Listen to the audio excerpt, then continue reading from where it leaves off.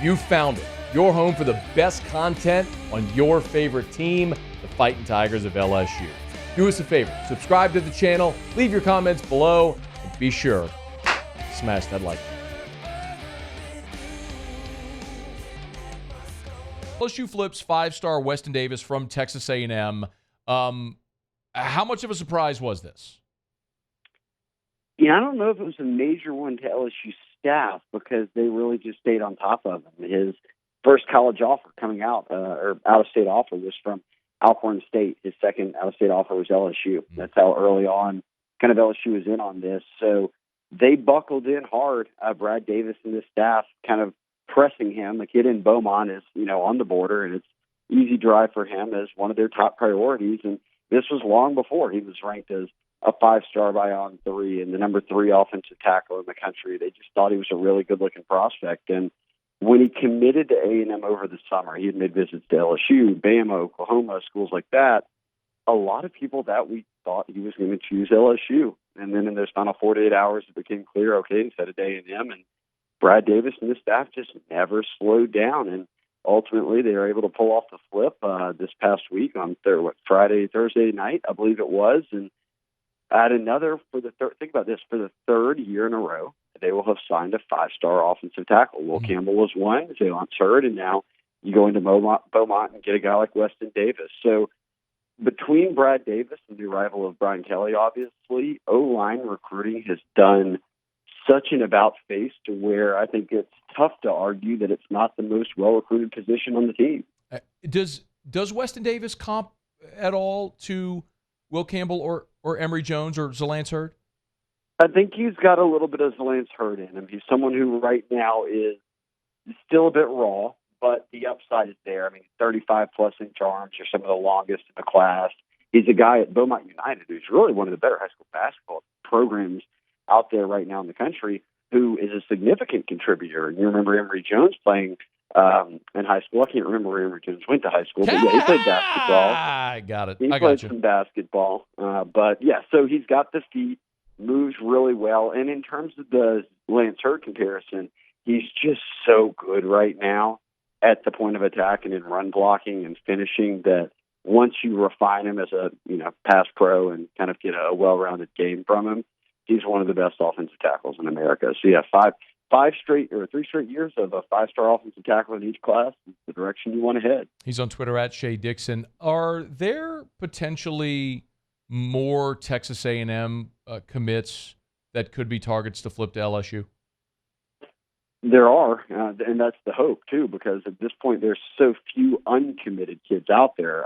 If you just even think about it, the 3 guys that LSU has added, 4 in the past 4 commitments they've gotten have all flipped from another school. So you're having to do a lot of that right now, and A&M has 2 defensive linemen from Louisiana committed, and Dominic McKinley out of Acadiana and Gabe Relaford of an Evangel. I'd put the chances of getting one of them higher on Relaford for LSU, and we'll see how things unfold there. But also going into Texas, Traylon Miller is one of LSU's top receiver targets. He's already decommitted from A&M here recently. Terry Bussey, a 5-star who just committed to A&M at the end of September over LSU and Bama, was back on LSU's campus again for a game already following his commitment to A&M, and is now firmly kind of in the mix for him. So it'll be interesting to see how the next few weeks play out in terms of, or really month plays out in terms of the season, and who all they're after in terms of potentially flipping them.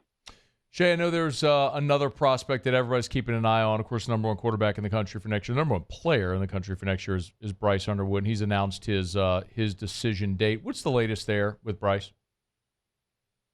Yeah, it's going to be announced January 6th, and he had said that was the date he was leaning towards, and now he's locked in on it, and he's now deep in his play. He just finished first round of his playoffs, but they've won back-to-back state titles at Belleville. So the thought is that he's going to play all the way through Thanksgiving, which means probably not many more visits to come. And he did visit LSU for a game in Tiger Stadium, his 4th visit in 6 months. I'll say that it's LSU, Michigan.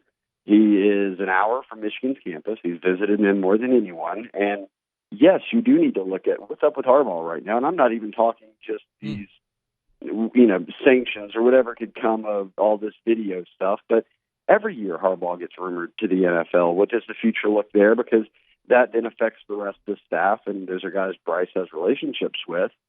Granted, he's only a junior, so still has a year left of high school. But I also look at LSU's offense, and very early on, Bryce Underwood said he had wanted to play in the SEC. That was kind of a goal. And now when the dust settles, the in-state team like Michigan, who has recruited him well, great program, undefeated, could be certainly in the mix to win a national championship here, are going to still be hanging around.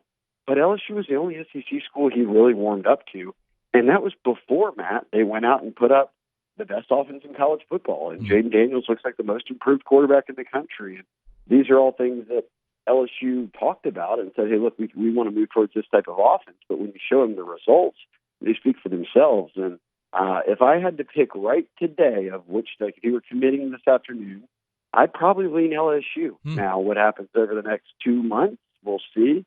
I bet this is one that continues to go back and forth in Bryce's mind of staying home, playing at Michigan, or making that leap to the SEC and going to LSU. But kudos to Joe Sloan, because the staff and the entire staff have done an excellent job on a guy who is widely considered to be one of the best quarterbacks that's come out in recent years. Shea Dixon on Twitter at Shea Dixon on 3 the Bengal Tiger. Shea, hopefully we don't have to have this conversation, but if they don't get Bryce Underwood's commitment, who are the other quarterback targets that they're in on right now? Well, the guy that everyone immediately will turn to is George McIntyre, the number 2 quarterback in the country. And we are moving right at 1 year since Colin Hurley, their senior, who's committed out of Florida and will enroll right after signing day for January, when he committed to LSU. So that has given Joe Sloan and the staff a year to recruit guys who are just now juniors. And that's Bryce Underwood and George McIntyre, the number 1 and 2 quarterbacks in the country, and the only 2 quarterbacks that they've gone after, really, to this point in terms of offering and really recruiting. So Underwood will commit first, McIntyre commits second. McIntyre has LSU, Bama, Tennessee as kind of his lead groups coming out of Nashville. So they're very much in the thick of it, to where you would hope as an LSU fan and cross your fingers that this offense and what they've done and the trajectory that this program is on, that you've got a pretty good chance, at least above a 50% chance maybe, to come away with the number 1 or 2 quarterback in the country. It's incredible. I mean, Shea, this place was a quarterback graveyard for a decade. Man, it's incredible that we're actually watching what we're watching right now. All right, last thing for you. LSU-Bama this weekend. How big is this? Set the stage for the recruiting weekend with LSU there in Tuscaloosa. Yeah, they've got a ton of visitors. Obviously, a lot of guys, too, that they aren't battling a lot in this current class, but for the future, there'll be a lot of guys that are there that have LSU and Bama offers. And I say it on your show all the time. A recruit does not care about who wins one game. That won't matter. But the totality of your season and what that one game could mean is certainly something you put under the microscope in a moment like this.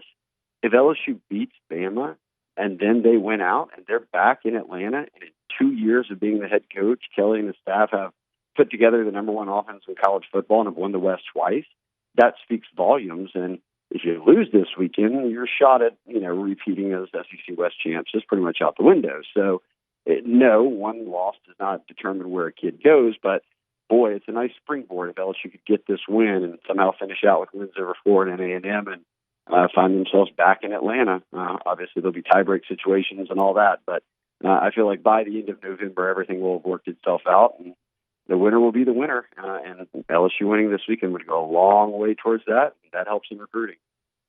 He is Shea Dixon on 3, the Bengal Tiger, on Twitter at Shea Dixon. Be sure to give him a follow. You need your recruit news. He's just the best. Shady, we always appreciate it, man. Thanks for the time. Hey, thanks so much for watching. Please leave your comments. I love to interact. And be sure to hit the red subscribe button below.